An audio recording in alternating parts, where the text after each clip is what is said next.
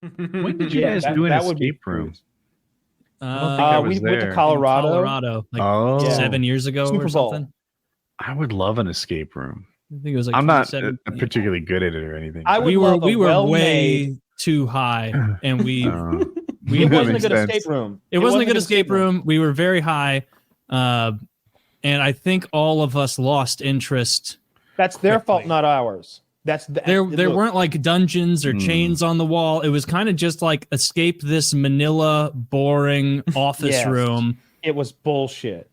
And I immediately wanted out, but I was staying to humor everyone else, and I was kind of gauging everyone like.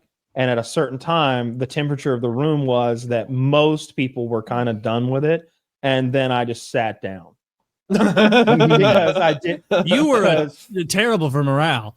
I would be there for people, but nobody really wanted to be there to begin with. And I don't remember whose idea it was, but it was a great idea. But that one in particular blew because, like you said, we're just in a room full of like, oh, maybe we put a coffee table here, and under one of the cups would be a clue. Yeah, write that down. Fuck you. Send me to like a place that looks like a haunted mansion. Send me to a place that has a wine orchard in the back and that I have to explore. Send me to a place with cornrows. Send me to a place that has all three of those things and a cellar. Make me work for it. I would love to do a bed and breakfast and scavenger hunt, like whatever the fuck type thing. That I'd be into. But I don't want it to be way too easy, and I don't want to be way too hard. At one point, she's over a microphone and like a speaker, like it's fucking high school. Yeah, you're running out of time, and I'm like, I'm fucking counting on it. Time. You want me to? What you want to do is lift the third candlestick. Like, no, I'm good. No, I'm good. I see people start lifting the candlestick, and I'm trying to discourage everyone from playing along. I'm like, no, just fucking tell it. Do you care? Does anyone care? What could possibly be at the end of this other than a cue card that says you win? Window. Yeah, it's not actually locked, guys. Like we can just leave if we. I do remember like it's from a western. Yeah. Kyle, I do remember at the end of it. Want to know how? Yeah, at the end of it, do you want to know how it ends? Came in and was like, "Do you want to know how it completed? Like where you ended up because you were so close." And Kyle just went like, "No." Like just no, like he had no interest in it, and I remember just kind of being like, yeah, because I mean she was clearly excited about showing us, and so I think I walked out. You did leave as soon as that door came open. You were like, let's go back to the Airbnb and get higher. Better escape room experience. I liked it, and I wish we did better. So I went with Chiz and there like some other Woodycraft staff. We did like a team building thing. And it was a pretty good escape room. Like you guys describe yours as Manila. This was like, I think they built this log cabin out of seemingly rustic wood. And there was like a cadaver open and stuff. Like it was pretty cool. And find old Rufus's gold. Something like that. Apparently we made it get away, but we solved about 2/3 of it in like a quarter of the time. And she's like, these guys might get it. Like we seem like we came out of the gate strong. And then the other third and the 3/4 of the time, we couldn't get it done. We didn't win. Yeah. I don't even care what theme it is. There just has to be a theme with like a backstory. I need a prize because we're all working together for a thing. It should be a thing we share. And it shouldn't be a discount or a t-shirt. If we get a lobster dinner after this, let me say this. Let's say average is 50 minutes on this thing. An hour is a passing grade. If we knock this bitch out in 30, this should all be free and we should get a dinner. Yeah, there should be tiered rewards. Let me ask you this, Kyle. Would this be a suitable price? Because it would have been ours. Okay. This is a popular escape room. 1,000 groups have tried it. And there are like 2 groups with their pictures on the wall that beat it. Oh, shit. You want to be one of them? I mean, yeah, I guess. Not honestly, no. No, okay. I don't. I kind of want to. Picture on the wall doesn't interest me in the slightest, but like any sort of. Depends how fat I am at the time.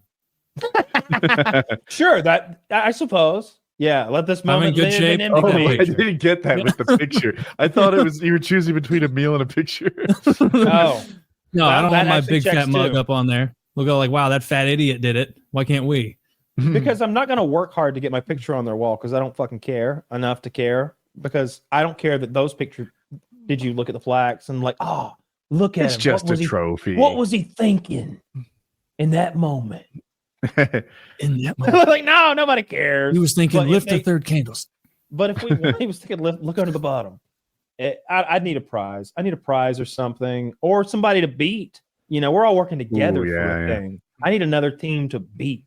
And I need someone to lose for my win to matter in the slightest. How about this? You get out first. They're trapped in the room for an extra hour.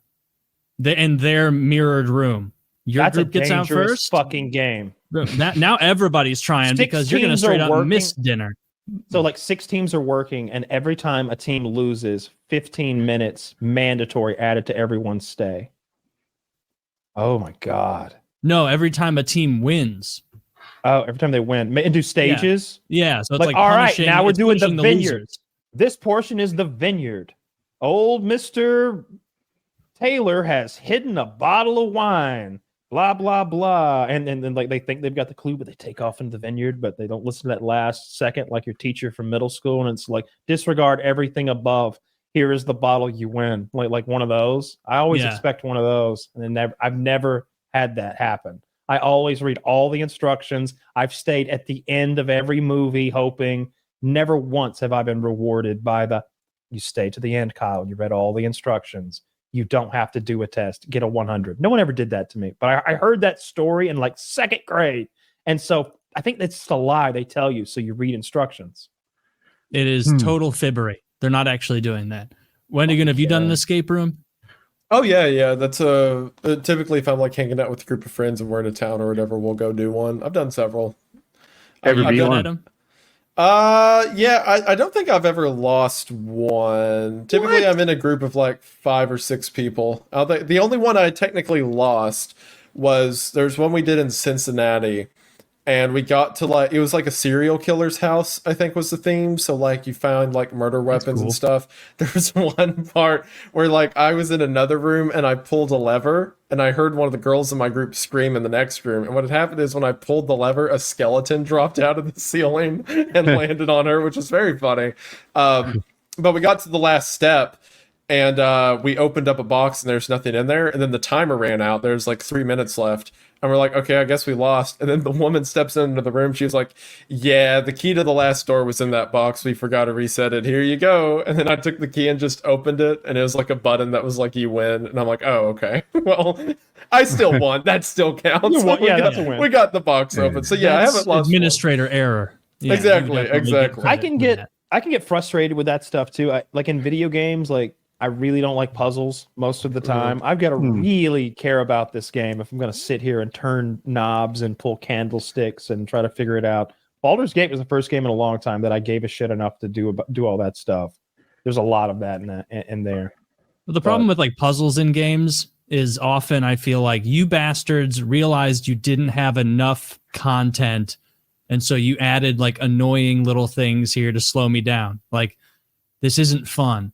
Having to wander around a Skyrim dungeon and like the difficulty being the darkness won't get light enough for you to physically see the icon above the, because that's how it used to be. Like playing Skyrim in 2011 on my shitty little TV in my college dorm. I remember being like, I don't know how many times I have to spin these goddamn pillars with the whale and the crow, and like, and I didn't watch any videos of how to do it, and so I didn't realize there were pictures above them, right above, because you couldn't see with the coloring of it. It was just you got the dark. First puzzle wrong. The first puzzle is the one where they say set it so you can see this one, but not that one. You set the gamma. I can see all of them, bitch. Turn the lights up. I'm not here to play Skyrim in the dark. Now when I play games, I'm just like it's like everybody's washed out because I don't want the whole game to be puzzles. Scorn, the whole game is puzzles. The whole game is puzzles. Mm-hmm. If I know the weird whole game biomechanical, puzzles, creepy. That's fine. It's a puzzle game. Giger-like artwork. Everything's fleshy and disgusting. It's real gross. Scorn. It's nothing but puzzles. The whole puzzles game. in Doom are so easy. I didn't realize they called them puzzles. It's like, oh, there's 2 levers. You have to press them like without much time elapsing. Yeah. Okay.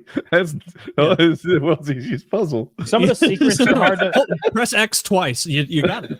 I'm sure you know. I'm sure you know. There's tons and tons Puzzle of master. secrets in Doom, but even most of those, like you'll be like, oh, okay, just, all right, we'll go over here. That Doom's such a good game. I wish they would. It seems like that's a series that you could easily make a good movie about, but they haven't. There is a movie. Do you think it's bad? There's a movie with Carl Urban and The Rock, and it is really, really bad. And it has almost nothing to do with like the source material. And the enemies aren't like Doom enemies. They just turn everybody into zombies, basically. There's 2 or 3 Doom enemies, like real quick. But The Rock turns evil out of nowhere. It's a bad movie. The lore for I agree. The lore for Doom is really, really cool. It's a shame that no one's made anything like that, because like the original Doom movie, like Kyle's talking about, it was standard trash 2000s film. Some internet person I watch said it was good, so I thought it's good in the way that like there hasn't been a lot of just I want action, I want stuff to blow up movies in the past few years, so it's fun in that way. But there's not like a cool plot or. It is bad in every way. It is not a faithful adaptation in any way. They shoot the BFG 3 times, once off screen. It's not even the BFG anymore. It's like a plasma launcher. It just shoots goopy acid at everything or something. Yeah. The whole story makes no sense. You don't have the enemies. You don't have the correct story. It's just. And The Rock looks small in that movie too. The Rock looks beatable in that movie. Like I feel like he's like the 3rd toughest guy in the bar. He's not beatable. It's in his contract. That's true. That's true. But Carl Urban defeats him in the end, and in that movie, who of course I love in everything. He's in The Boys as when does that come? Billy out? Butcher. Really soon. Billy Butcher soon, right? Got it. Yeah, it's got to be. I'm pretty sure because the cycles for the advertisements are starting back up on it. So I can play as Homelander in Call of Duty, and I think maybe even in Mortal Kombat. You can it's in the first DLC pack. You can play as him. The new Mortal Kombat. It says early 2024. Okay. Okay, I found 2 sources. Early 2024, no confirmed date. That's not as soon as I thought. The more I see the way that like Call of Duty goes with stuff like that, like Homelander, Nicki Minaj, and whatever, the more glad I am I'm playing Tarkov and stuff, because like they've gone so far off the mark. It makes me sad.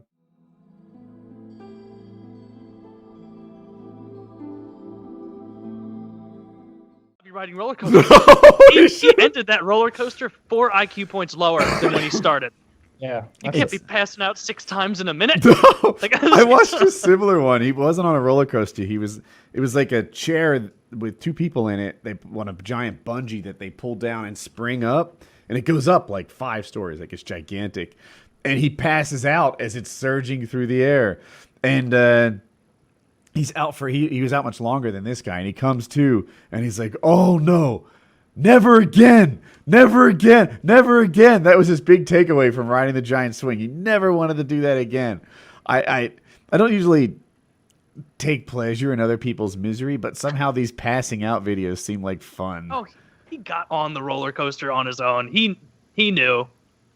Unless this was his first roller coaster ever, in which case it's weird for him to be filmed as though someone was anticipating it.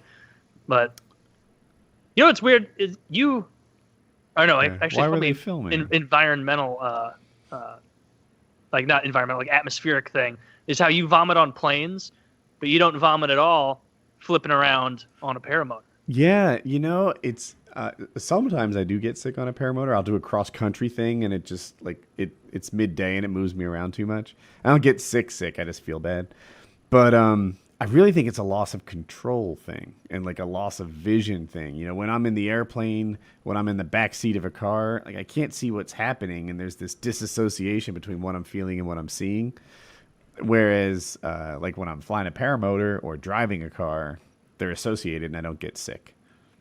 Same thing with a big boat. Sense. Like if I'm on a big boat and I'm rocking around, but everything I see looks like indoors, that gets me seasick. So glad I don't have that. I've never been seasick. I've never been sick on a plane. I've never been motion sick. It's a weakness that I have. It was like something that I didn't get with I was with my girlfriend at a roller coaster park, and like the way I do roller coaster parks is like, all right, we just finished. Let's run back and loop into the line, like immediately, right now. Like the whole point of the day is to ride as many things as possible. It's like, oh, you want to get like a snack? You want to go? No, we're here for roller coasters. I want to be riding all day. I have the same spirit But after like 3 loops, it's like, yeah. You know what would be fun? Like, we should check out the carousel one time too, while I recover. Yeah. Oh, look at that! There's not even a line for the bench ride. Yeah, exactly. It's near the water fountain. Yeah, that's like we got like 5 roller coasters into the day, and like we were like about to walk in line, and we got like the priority pass, and I'm acting like a 7-year-old where I'm like way ahead of her, be like, come on, you know, all these people are in the regular line, but they're this gonna is pass recently, us. like your current girlfriend. Yeah. This was like a couple months ago, and she's like, I don't know if I can. Like, I need to really sit down for a bit. If I go on this again, I'm gonna vomit. And I was like, no, you're not.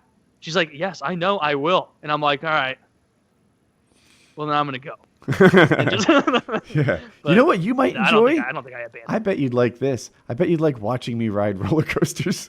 It's a blast. Try it. Let's try it twice. I'll be back. It is kind of fun to not have that problem and ride with people who do have that issue with roller coasters, because like I don't empathize at all. I don't get it. But they're so uncomfortable, and they're so like either loosey-goosey like that guy, or like so stiff they don't think they're having fun, like shoulders tight and up and eyes closed, which is like, that can't possibly make this any better. I'm I don't want to pump myself up, but like I'm brave about amusement park rides. I'm just not as tolerant as my like courage matches up with, right? So you know the one where they spin you around and then it's a giant disc that eventually goes like 5 stories tall, and you're swinging. I'm like, I should totally do that. That looks like fun. That's something that I would like doing. And then about 3 minutes into it, it's like, how long is this ride? Can I endure any more of this? This is awful.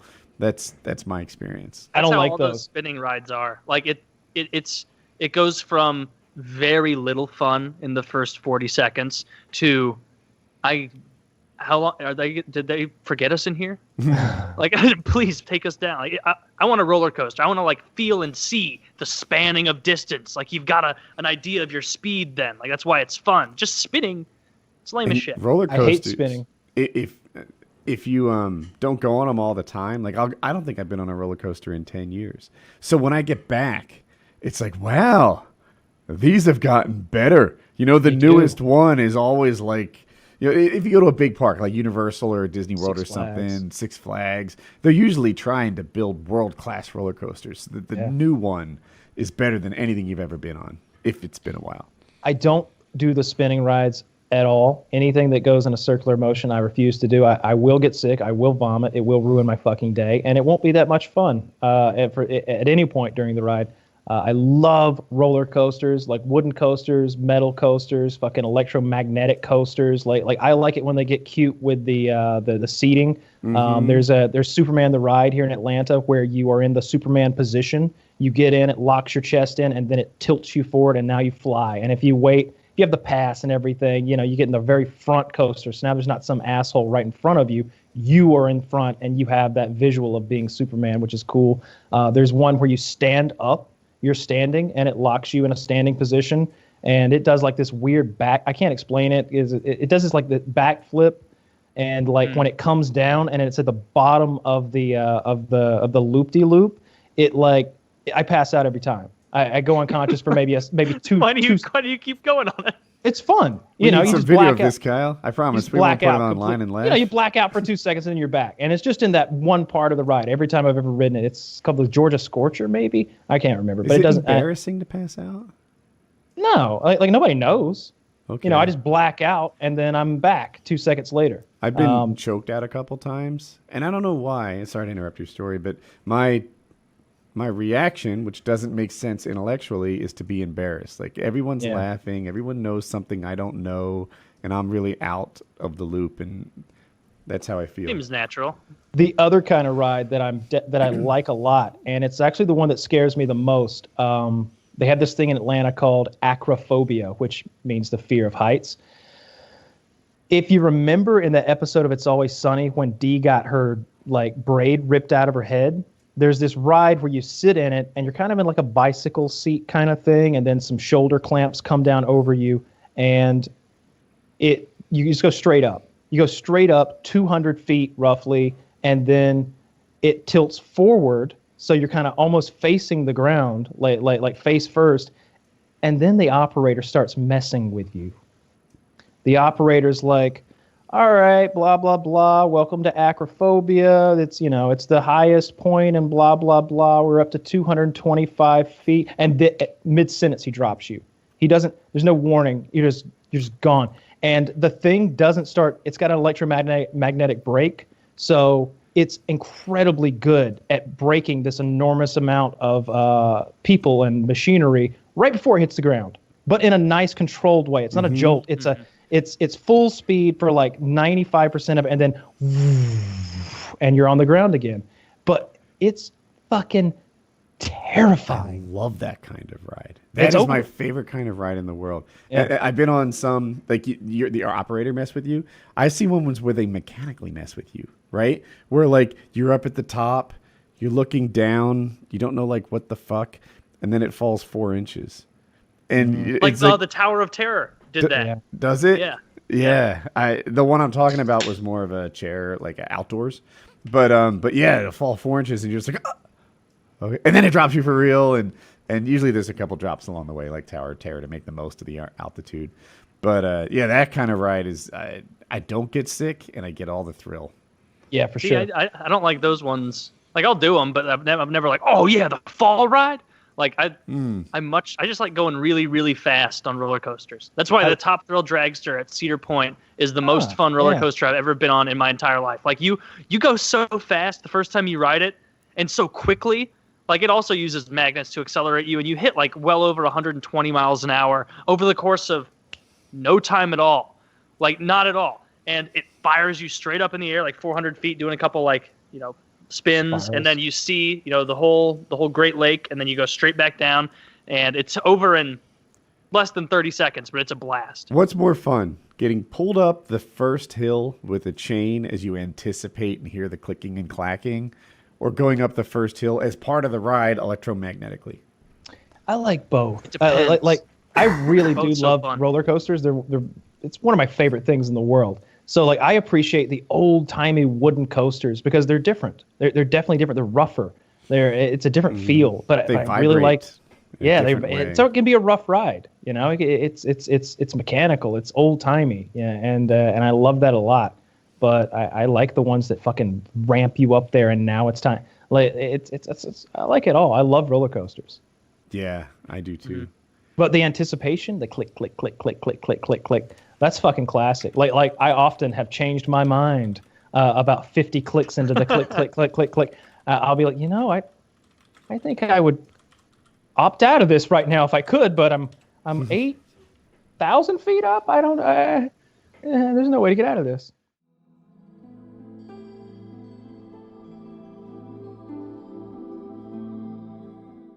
You talk about the eye contact. The eye contact, it's weird, but that snake's eyes are so scary. And I don't think he was looking at my eyes, but he was just looking at. He was definitely looking at me. He was looking at me, and I'm looking at him. And it's like he knows I'm here, and he wants to kill me. That's so fucking clear right now. Like he doesn't need to be able to talk for us to get that across, because he's giving me the.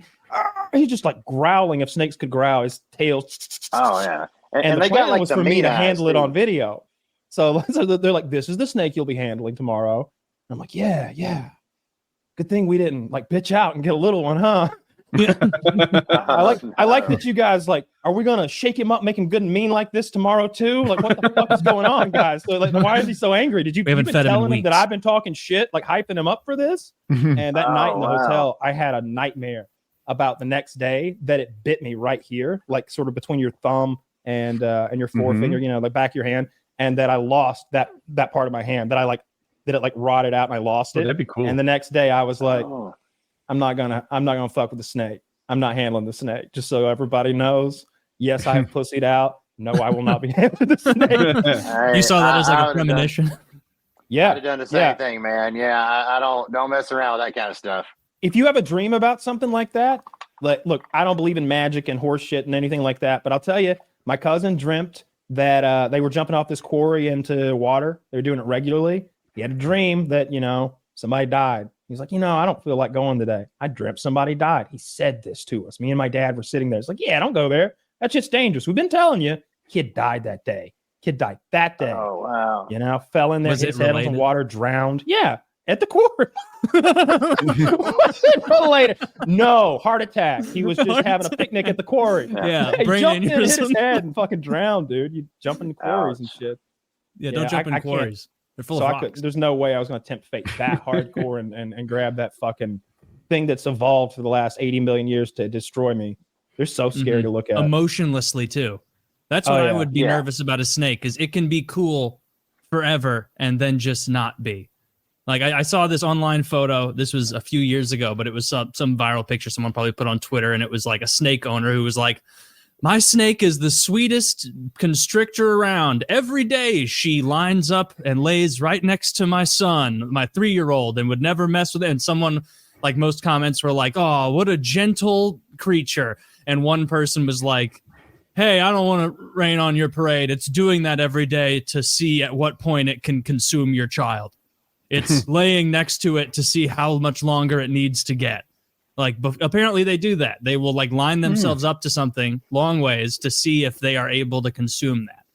And so if you're ever laying on the ground and an enormous snake slithers up next to you, don't assume benevolence. Cuddles, not cuddles. I promise. we're not getting He's past today. spooning. He's like spooned.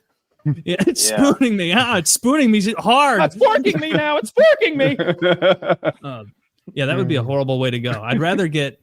Actually, no. It probably takes a long time to die from the venom too, unless you get real. They're not venomous. They No, I mean, I was going to compare the you. constrictor death to the venom death, but it's not like a venom death is going to be real quick, right?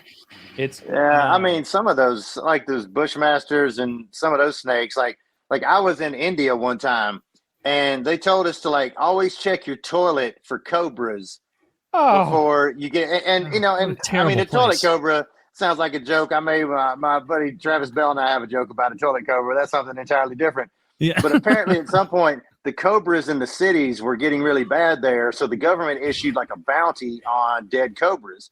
So what people started doing was like catching cobras, but instead of turning them in, they were breeding them at home, making more cobras, and then turning all those cobras in for the bounty. The government figured out what was up. Then everybody's all right, well, I'm not keeping these cobras around. So they let them go. Now there's like 20 times more cobras than there were before, and they apparently come up the pipes and will be like in your toilet, and like they're like, don't just pop the lid and sit down because there could be a cobra in your toilet. I was like, this is not the country for me. Yeah, you're in India, like you're going to be spending some time on the toilet. That's I would imagine. One of my favorite scary movie moments, because in every scary movie, when some crazy shit like that happens, or when someone tells the character, hey, check the toilet at night for cobras and check the attic for ghouls, just so you know, good night. And the person will be like, shake it off and be like, well, we're still staying. And the movie Event Horizon, they see this horrible recording on the computer of how the previous people on the ship had been tortured to death. And Lawrence Fishburne goes, we're leaving. just no talking about it. We're leaving. Like, they all start moving right then. Like, we're going home. And that cobras in the toilet might be a go home kind of moment for me, especially if I found one in my toilet. And for the record, I did not find any cobras near my toilet, nor did I even see a cobra other than like one in the market that the guy was playing with that I'm sure had been defanged or something. But just the concept of toilet cobra, or you're just like thinking like, all right, well, if I am in here for more than 90 seconds, like I need to get out here fast. What if a cobra shows up while I'm using the toilet? There's just cannot be enough time. Yeah, it was terrible timing for both of you. Exactly. What country was that? India? India. I mean, in this that would be cobras, you and the cobra's worst day ever. Isn't that interesting? I was. Same thing, similar thing. I was in Vietnam one time, and I was kind of hiking around on this river. I was looking for some airheads or whatever, just kind of poking around. And this lady was out like tending to her fields, and the only word I guess she knew in English was cobra. And I see her like waving her arms, and she's just yelling, pointing at me like cobra. And I was like, oh, you got to say. I was back out of there. Yeah, there's some scary animals on this planet, but cobras are right up at the very top for me, man. I was being afraid of cobras. I've ended up in a lot of places with cobras, but thankfully I've not had a run in. Damn, you've been to a lot of snake-rich countries. I have. That's kind of like why going to like Alaska is great, because like there's no snakes. Yeah. Mosquitoes, though, right? Man, there's some mosquitoes up there wearing tank tops and flip-flops, man. I mean, you could hear them coming, man. They are something else. they're not as aggressive as like southern mosquitoes, though. I will say, like mosquitoes down in the south, the ones in Alaska, they're cruising around, but they don't really land on you and bite you as much as you'd think. So they're not too bad. Do you hunt at all with all that? What do you? We haven't even touched on it. What are you doing when you're in all of these third world fucking snake countries? What are you doing? Man, I'm just traveling and experiencing. Just road trips.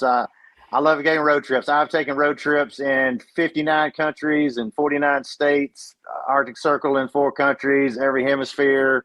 I just like to get on the road and see, man, just to check it out. So it's just a curiosity thing for me. That was pretty dope awesome. until you got to every hemisphere, because there's not that many. Well, there's 4. How many north, south, east, west. I'm not sure. So north, south, east, west. But yeah, just getting out there and seeing it. Just experiencing people, seeing things that inspire my art, or just somewhere I want to go back to. Just did a really cool trip up to Alaska with a couple buddies of mine. I was scouting out for that Sway expedition that Ed and those guys did just a couple weeks ago. And I mean, Alaska is great. We went up there last year to throw cars off a cliff. You've probably seen that thing in a little town called Glacier View, where on the 4th of July, because the sun doesn't go down, they just started, shooting cars off of cliffs because their fireworks kind of sucked in the broad daylight. So, they dragged cars out of the junkyard, brick the accelerator, tie up the steering wheel. Somebody reaches in, slaps it and drive, and the whole town is just sitting in folding chairs at the bottom of this 40-story cliff, and they shoot them off. So we saw that. It's a couple of my cannonball buddies, and we were like, man, that sounds fun. Let's do that. So we got junk cars down in the lower 48, all met in Reno, and then just caravanned them up there and launched them. And then I had two buddies of mine that a couple weeks ago, or 12 months ago, I guess, I just gotten back from the Hot Wheels show, which I filmed over in the UK. So I just got back from that, and my buddy David and buddy Bradley called me up. They're like, we got an 84 Suburban with an 800 horsepower LS in it. We want to go to Alaska Drag Week, but we want to go via Key West and drive as far as you can drive to get there. Are you in? And I'm like, you got me. Let's go. So we just piled in this Suburban, drove it from Atlanta to Key West, turned around, drove it all the way to Prudhoe Bay, Alaska, then did a full lap around Alaska, just made some friends, hung out with some friends, and just having adventures, man. And, just kind of sleeping in the car, living on the road, and save up, get a hotel room every few days, and just kind of make it up as we go. And did that and kind of scouted out a route plan. And I've been working with, Ed and I from VinWiki have been working with this company, Sway, for a couple of years now. We were working on a Pan America drive from Prudhoe Bay, Alaska, down to Ushuaia, Argentina. But, which is, is that the furthest north and furthest south that you can do? Yes. Yeah, that is it. And the route we were going to be is going to be about 19,000 miles through 15 countries. Yeah. So we're working on that. We got some cars set up for it, some really cool Porsche Cayennes, got them all tricked out. But, with COVID at first, the borders weren't open. And then about that time, there was a monsoon season that was extra bad down in Colombia. Part of the road washed out in Colombia, in Costa Rica, I think in Nicaragua somewhere. Anyway, like the road's just not passable. So we kind of were at a stalemate with that. So Sway's a neat company. Sway, they are kind of a research and development firm out in Montana. They experiment with all this crazy like carbon fiber, kind of unobtainium stuff. They deal with robotics, with all this really cutting edge stuff. And they've got an interest in motorsport. So we had partnered up with them to take the trip. And since the road was closed, they were like, all right, let's just do something cool. So we just took 4 cars and met up there a few weeks ago at their open house and just kind of took off in 4 different directions. And I had just been to Alaska, so I grabbed a camera guy, my buddy Ben Stevenson, and we went down through Southwest, and Ed, some folks headed up to Alaska, and just getting out there and just shooting some footage and keeping sponsors excited, and did that. And they've been a great company to work with, but they're part of what makes some of these adventures possible, and I've been really lucky to work with them.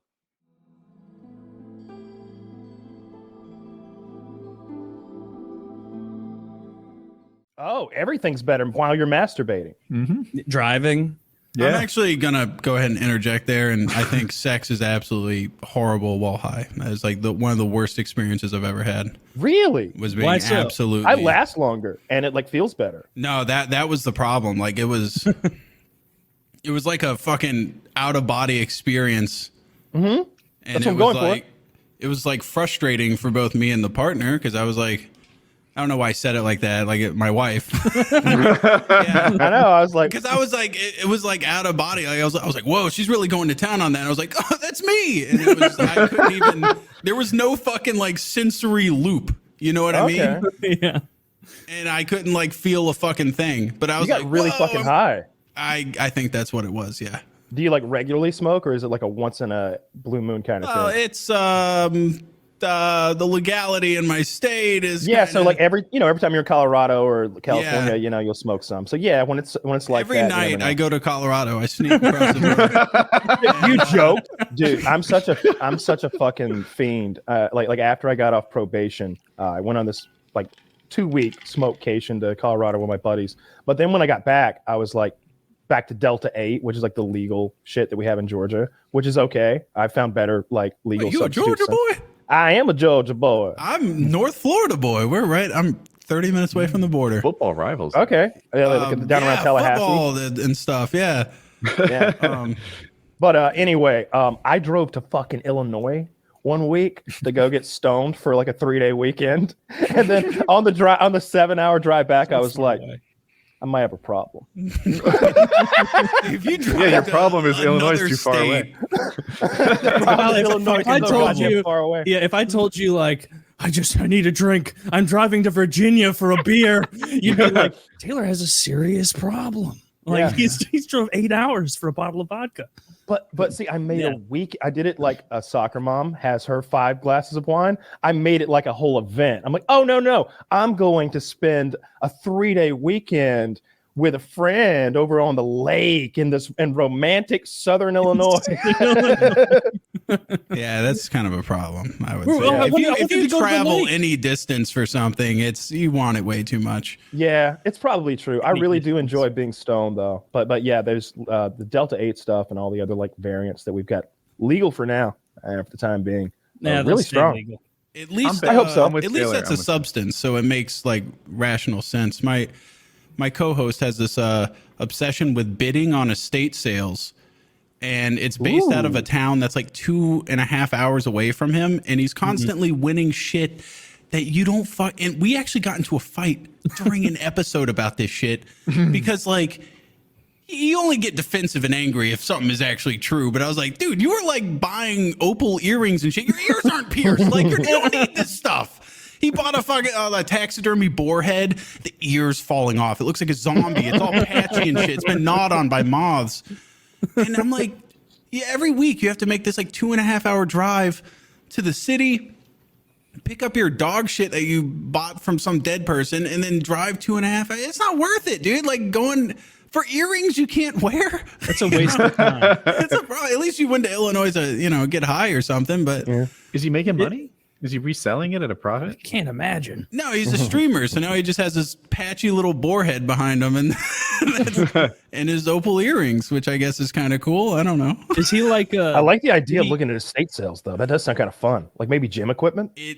Honestly, maybe some big buff steroid freak died and I can get all of his the only reason I shit on him is because I found the app that he uses and it's really close to him. And in order to ship down to Tallahassee, it's like $300 an item. So I'm like, I see things I want to buy and I'm like, I can't fucking buy it. And then I see that he wins them and I'm like, that could have been mine if I was willing to pay That could have been my shitty boar head. That could have been my broken plate. Oh, if I talk shit about it, it's because I wanted spoon. it. That's why I wanted the boar head. I thought I would have looked great with those opal earrings and he snatched them out from under me. I don't remember like just saying the word collector spoons like gave me one of those memories of like being a kid. I don't remember whose house I was in. I must have been 3 or 4 years old, like a cousin of a cousin of a cousin. But I remember seeing in their house a huge amount of spoons. Yep. Like one for every state. And I remember getting a feeling of like intense sadness. Like on behalf of them, like I recognized at 3, like, oh, that's so sad. Like, what a stupid thing to be into. How embarrassing. I'm standing here like with shit in my pants, understanding like how sad it is that you're collecting spoons. I don't, those visceral memories you get. Something just pops up. Usually a not one that's so judgy. No, normally. You want to hear something sadder? My dad used to collect JanSport backpacks. The cheap ones? I used to have a JanSport. Yeah, but the backpack. point of a JanSport We all backpack is did. they have a lifetime warranty. You just need one. You don't need 48 fucking. You don't need like a dedicated closet to just JanSport backpacks. I like Darn Tough socks, and they're doing a giveaway. Got some on right now, baby. Yeah, Darn Tough socks are amazing. They're not a sponsor, and one of their things is you have a lifetime warranty, which is cool. Dude, well, if you got a Darn Tough sponsor, I'd be all over the show. I'd be back, I would back like that. in a Darn Tough, heartbeat. call us. We don't have a number though. So We should. they are doing a giveaway or something, and I hate these giveaways. I always figured there's like a 1 in a trillion chance I win of a lifetime supply of Darn Tough socks, and I'm like, a lifetime supply. Details. The detail is there are only 7 pairs of socks because they last forever. So you just get one for each pair of the week, and they call that a lifetime supply. And it's like, you fucks, that's not a lot. Yeah, you don't run out of socks because you remember to wear them until they disintegrate. It's because you lose them because they're socks. Like they should be giving you 2 pairs a month. Yes, I like that. That's real. I think they start you out with a good 8-10 pair, and then maybe a pair every 3 months after that would be very much fair. That's a lot. No, I'm a very literal That's a person. lifetime If it's supply. lifetime supply, I should never have to wash a fucking sock. Every day I should get a new package of Okay, socks white boy. in. I know people And that I do want that. to take them off and burn them in like they should send me a little Darn Tough sock incinerator where I just drop them in as soon as I take them off. Because, dude, those things are expensive, man. I'm not going to lie to you. All right, you guys are going to judge me. I live in Florida. It's hot as shit down here. I wear these things 2 days and then I wash them. Like, Yeah. I'm a two. Well, I don't know what it is. When I was wearing cotton socks, my socks were all stinky and shit. But they still smell like detergent after the second day. I'm wearing them again. Like, Are these like made of wool or something? They're yeah, merino merino wool. Merino wool. They're amazing. And I have the same thing. Like at the end of a motorcycle day, I have these like big leather boots. They're kind of protected. Any other sock is a nightmare. Like you just want to pinch the top of it and toss it. Yeah, you do. But a merino wool sock, you can literally, like, at the end of the day, they don't even smell. They're amazing. They kind All of right, I'm buying the socks. See, I've been using like I'm those in Florida. big white dad socks when I ride my bike, just because they're thick and like I Looking want like an I want the asshole. boots on so snug. Yeah. And I have this idea that like they're a little safer. I don't know. It's a sturdy sock, but I'm gonna buy your fancy socks now. Kyle, Me when you buy too. socks, you're going to have some questions, and the answers are calf height, medium weight. Sounds good. Sounds good. All right. Sounds about right. Calf height. Calf medium- height? I don't like calf height. I like No, the I'm not a ankle socks. diabetic. I don't need Yeah. No, Motorcycle well, he's socks. wearing them under motorcycle boot. Oh, They need to be taller okay. than boot. man, wool socks in Florida. That's brutal. That sounds No, awful. that's what I was gonna say. Like you would think wearing wool, it seems like it'd be sweaty, but actually, wool wicks away moisture, so they're not that warm. It makes you feel cooler. How much moisture can they wick? Are they up to the challenge? Like I get sweaty. I never feet got when I'm really working out. scientific about the whole foot sweat production that I have. That's one of the things I haven't. Look at me, come on! Like I don't even measure myself. I'm not going to measure my foot sweat. What a fucking insane question is that? I don't think it is. Can you quantify the amount that it wicks? Well, you get a food scale. You lay your sock on there. You hit tear. Well, that Well, no, implies you the wouldn't. wicking's not working. I mean, if No, it we're going to worked- need to be in a vacuum chamber that measures the moisture in the atmosphere. Have you Like, ever seen when some Preston, NASA equipment is going to be required? in Jackass where Preston is riding the bike in the saran wrap suit? And Yeah. it catches all the sweat, and then Steve-O drink. Like it would be something like that, but not as Steve-O wouldn't drink it. You'd measure it. Do you sweat in a vacuum? Like if you put your foot in a He vacuum, did. does it sweat? Would it sweat more? Would the sweat condense to the sides of like whatever the vacuum chamber, and you could collect it to the bottom? Maybe. I'll work on it. I'll get back to you on this. We're Yeah, gonna measure it, I please. feel like if you put the four of our minds together, we still couldn't answer that fucking question. Well, at some point we just get an air compressor and some tubing, and we Well, figure this what does shit a out. vacuum do? I know it's just no air in there, Yeah. but like you stick your hand in like a Well, see, vacuum, you pump all the air out. What It's I not really gonna want, feel I any said a different, right? vacuum because initially I had this idea that I didn't want any moisture in the air, but what I really want is zero humidity air inside of a chamber that your foot is locked into. And then we're going to make you all sweaty, right? For like an hour. We'll like decide a time amount. And then however much sweat you sweat out, even if it evaporates, will be will be captured in that chamber, and then we can measure it precisely. Because normally, like, what are we going to sweat into a sock? We're going to wring it out or press tear on a scale, like you said. Yeah, There's so much sweat evaporating. That's the whole point of sweat, is it evaporates. Couldn't you just do an incredibly cold room so it can't, turn into vapor? The thing about incredibly cold Freeze rooms, the sock. It's hard to sweat in a cold room. sweat in those. Oh yeah. Yeah. Okay, so blowtorch Taylor's foot in a freezer room and get lightly on the lowest setting. Yeah, low. Just a faint blue flame. Go like not enough to damage the foot. And then I think we could figure out whatever this question fucking was. I'm done now. I'm done with it now. You know something, this reminded me far. of I've like on super cold nights, it was a couple years ago, like my heat went out and I had a space heater, and so I like put it by my feet plugged in, and like had a nice little feeling there. I can't imagine doing that, as a source of heat, but I did that, and basically you will leave your foot there and it'll get so hot you obviously have to move it. I was talking to a friend of mine who works in the medical profession. He's not a doctor, he's like a nurse practitioner, and he was like, oh yeah, this guy we saw, he came in, he was diabetic, like one of those people who has diabetes for like 15 years and is just like doesn't give a fuck, somehow still alive, doesn't treat it, eats whatever they want. Only and nice apparently this guy fell asleep in front of a space heater at his home with his feet right in front of it. Because if you're diabetic, you have neuropathy and you can't feel when you're burning, he fell asleep, and like it cooked the meat of his feet over the course of like hours, and he like it was like it was like more damage than I can imagine coming from like the heat, the hot air. I mean, the bones are cooked. Did it fall off the bone? Was it like barbecue, like those barbecue TikToks where it's like, this shit's been cooking for 6 hours, man? And he's just pull it apart. it off. I wish he would have broke HIPAA and sent me a photo of it, but yeah, he said it was just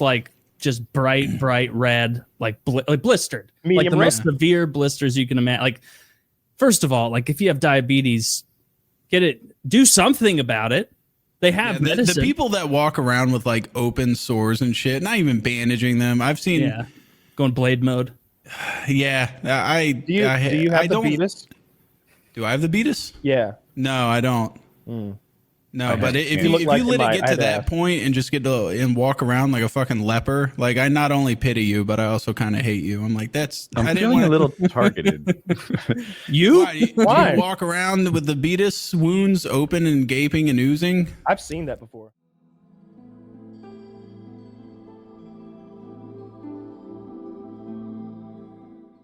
Do you know about Scorn? Have you seen Scorn? Yes, and I tried it, and I definitely overhyped it in my head because I was very hyped for that game for 3 years, and I didn't expect a sexy, slow-paced puzzle game. Yep. I had something different in my mind, and that's on me. Yep. But it is a beautiful game. It looks like concept art the entire time. We're of the same mind 100,000%. I thought I was getting into a nasty version of Dead Space. And it turned out I was getting into the grossest, nastiest H.R.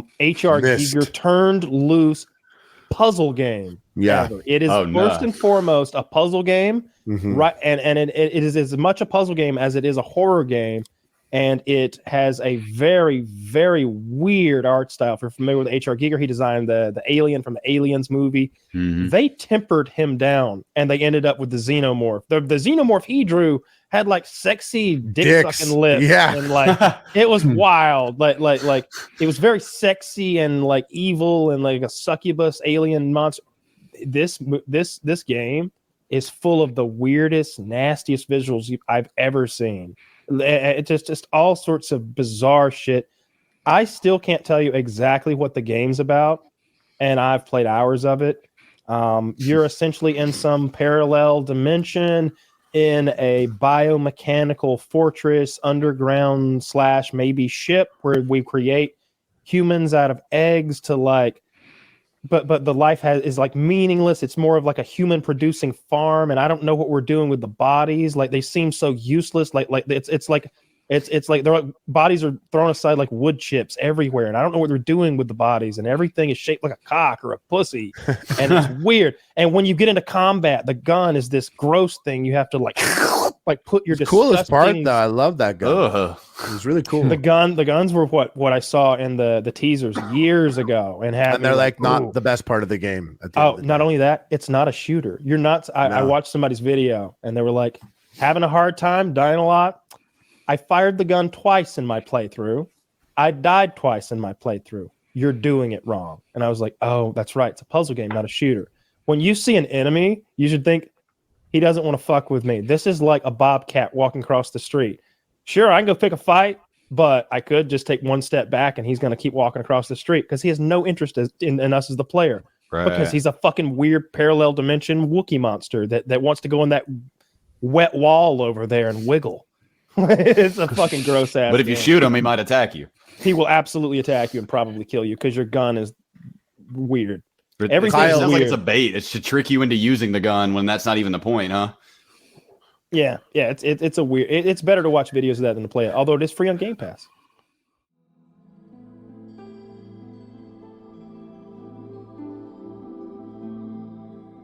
With Solo. What do you think's more work, a wife or a dog on a trip? On a trip, it depends on the wife, man. Like the dogs are gonna be Depends pretty on the dog stable. as well. Yeah, some dogs are really are weenies. Yeah. There's some really well behaved and some really badly behaved dogs. I would hate to Yeah. take my dog on a trip. He's so in my face. He's got to be right fucking here. He's behind that door. He's sitting behind that door. Does he wait there after Oh, yeah. for the whole show? That's Yeah. so sweet. If I open the door, he would be lying under this desk with his head on my foot. He's got to be in my pocket, or he gets upset. How's Yeah. training him going? What? Like training him not like crazy stuff, just like stay. He already breathes and eats. Yeah. The training complete. He Some stuff, usually like- comes when I say his name enough times. You haven't done sit or shake or stay. No. But he really. That's good. They say the best time to start that is when they're an adult. Yeah. I don't really need him to sit or stay anything. He's a free man. He's not one of these. And he has his balls still, right? He does. Probably need to get that remedied. I left him. I didn't because I wanted him to have full use of his testosterone so he could be as big of a boy as he was going to be. But he's almost a year old now. It's probably coming up on time to take care of that. And he's so fuzzy, but his balls are bald. It's really obscene. He's got these big fucking hangers back there, and they're pink and shiny, and it's just there's no hair on them, and it's just obscene. I don't even like looking at it anymore. He'll back up to me to like sit down next to me, and I'm like, whoa, all right, Jesus. They're bigger than mine. They're huge. Huge. Yeah.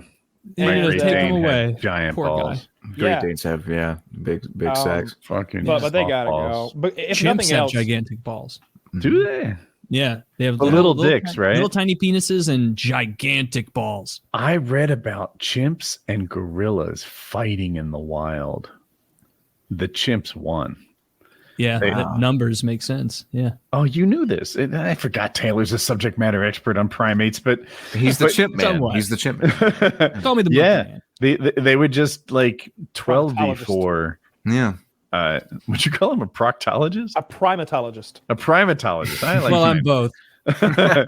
But yeah, they'd like 12v4 these like big silverback gorillas just like throwing chimps out of the way, but they just number them, and they were at war They for a need to long put time. like a shredder style claw on the gorilla so that he can slash. Like if he had a Like weapon. Freddy Cougar. That is such a cool idea. I love it. I was just picturing that. I think the gorilla really has. Actually, I don't know, because if it's like 12v3 or whatever you said, armor, like, right? We're gonna chimps armor him up. are so effective at like going for breaking fingers, blinding you, like guaranteed within a couple seconds of those chimps like getting on the gorilla was blind. It was having its like face ripped off. The gorillas were getting some kills. Like I'm sure they it'd get start some, 12v4 and it would end like 4v none. It's like that hyena versus it's like hyenas have I and not seen lions this? or whatever. Yeah.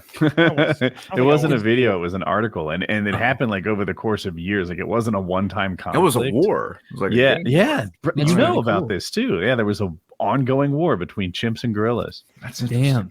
I know chimps are smarter, but gorillas are not stupid in like Chimps the world are of smarter animals. than gorillas? Yeah. Mm-hmm. I think chimps are the smartest animal. Like they're smarter than dolphins. They're smarter than everything but us. Mm-hmm. I believe so. Like we talked about their like short-term memory shit.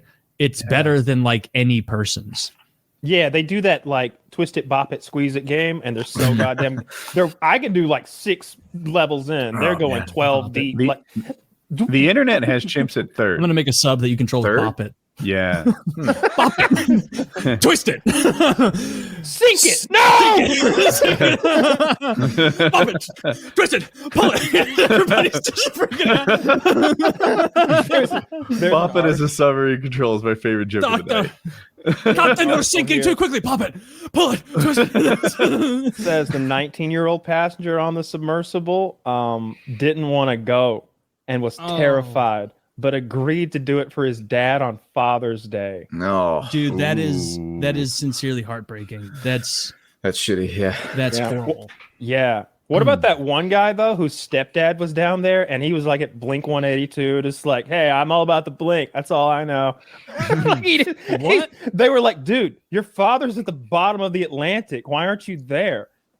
You know, Blink 182 has been there for me throughout my life, through some hard times. I think the best place for me right now is with the Blink. And it's a picture of him giving the most awkward smile at the concert. Oh, it's great. He's just a chubby white guy. It's like one of those full body awkward pictures that you took in high school. It's great. But yeah, dad's at the stepdad, I guess, at the bottom of the Atlantic in his submersible. Was there ever like?